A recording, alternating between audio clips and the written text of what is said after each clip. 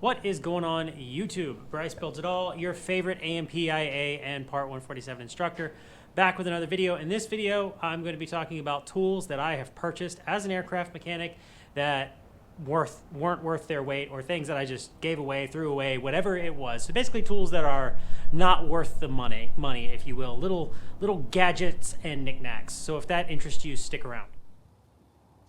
Now, before I get too far into the video, I do want to address the new shirts have finally come in. This is one design. I've also got a poster of this, and my brand new coffee cup has Bryce Builds It All on one side and the Bomber Babe on the other. Very excited about that one.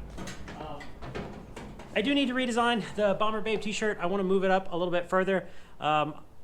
I got the wrong size. I got a medium. I usually wear a large, besides the point, but I want to move her up a little bit further and make the logo a little bit bigger. So that's going to be happening soon, but new merch is out, and with that, I'm going to go ahead and get into it. So the first thing that I bought, hang on.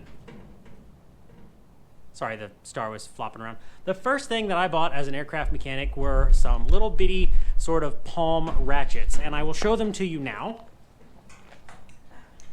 It is these right here. I can't remember where I got these. They're from Gear Wrench. One is an 1/8 inch drive, or not an eighth. One is a 1/4 inch drive, and one is 3/8, and they're just little ratchets. They have a little turning thing in the end of them so that you can do them the other way. And originally I had bought these because my plan was like, I can kind of hold it in my hand like this and kind of, do some work.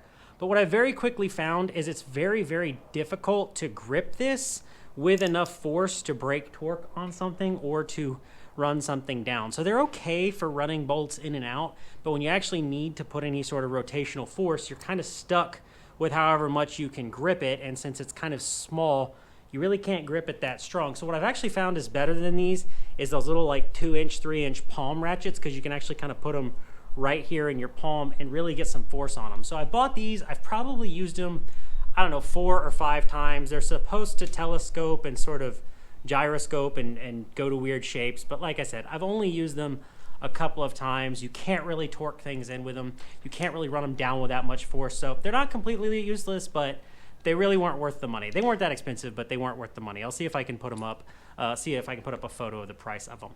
Moving on to item number 2. And that is these magnetic trays. Now, I have a bunch of them, and I like them at the house because, well, I can throw them on the car and I can stick things to the car because the car is steel. But on the actual aircraft is aluminum or composite, so they don't stick to anything. You can kind of stick them up on the top of the wing and they won't slide off because they got a rubber base, but they don't actually work great as far as like trays. They're okay, they'll hold nuts and things in place. They're not terrible. Like I said, I do have a lot of them, but there's a couple of tools, couple companies, I should say. I think Matco is one of them, and they actually make a large like silicone tray that's sort of floppy. And I kind of want to get one of those and try it out because you can actually lay it on top of a wing. That's another problem. If you didn't already know this, aircraft owners don't particularly like it when you go setting your tools on top of the wing of their very nice aircraft. So you find yourself throwing down a moving blanket or microfiber towels or something before you stack things up on top of the wing. I know it's workbench shaped, but it's not a workbench, it's a wing. So anyways, you find yourself putting a moving blanket or something there when you set tools and things on top of the aircraft, and I think that silicone tray might just work a little bit better than, say, one of these magnetic trays, which is going to lead me to my third tool that I bought and did not use.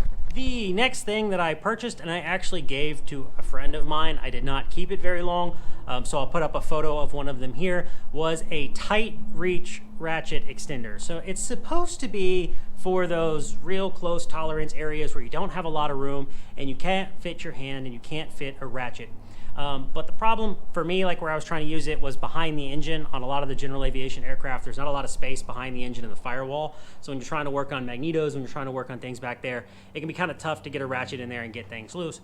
But what I found is I had to brace the handle of the ratchet extender, so I couldn't really, it didn't really make any difference because I either had to put my hand on the ratchet or I had to put my hand on the extender because there's play in both ends of it, and it just really didn't work that great. I understood the solution that it was trying to create, but in practice it really didn't work all that well. It might have worked better if it had been a little bit longer so I could get a lot further out and then put that ratchet on one end. And if you're not really sure how they work, basically it's just got a series of gears through the inside of it and then a 3/8 ratchet adapter on both sides so that you can put your ratchet in one end, and when you turn one end it turns the other end, kind of like a chain drive or something, if you will. And like I said, I understand the problem they were trying to solve, it just didn't work that well, so I ended up giving it to a friend of mine and not using it. Now, the last thing that I would like to mention is actually a gift that my mother had got me one year for Christmas.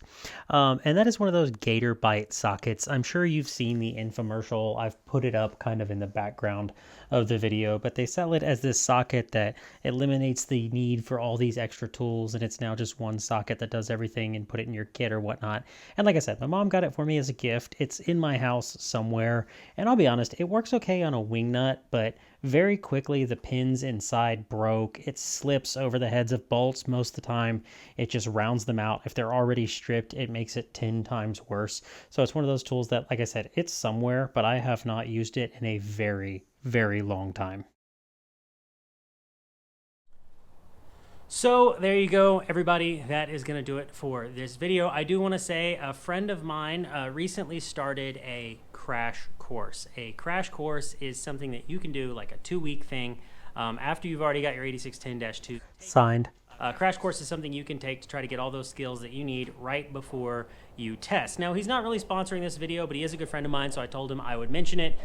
His program is called Canyon Aviation. I'll put a link to his website down below in the description. I'll also put it up here on the homepage. He's basically doing cohorts of like 10 or 12 people at a time, and he'll do like a 2-week crash course for people trying to get their A&P. I don't know the cost offhand. He is located in New Braunfels, Texas. I know I've mentioned crash courses in the past for those people who have qualified to get their A&P based on practical experience, not necessarily going through school, or people who have just been out of school for an extended period of time. So if that's something that interests you, make sure you check out Canyon Aviation. Good friend of mine. I know he's doing good work. I know he's doing good things out there in New Braunfels. So like I said, I'll link that down below. If you enjoyed the video, make sure you leave us a like, leave us a comment, subscribe. I am going to be doing another follow-up on more invaluable tools that I have bought as an aircraft mechanic.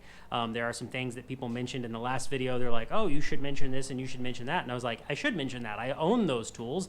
I have them. Why didn't I mention them in the last video? But I'm going to add on to that as well. I'm also going to plan a couple of practical project demonstrations in the future, so make sure you're sticking around for those. But that is going to do it all for this video. Thank you so much for watching. Make sure you leave us a like, leave us a comment, subscribe, all that good stuff. And as always, go build something and be easy.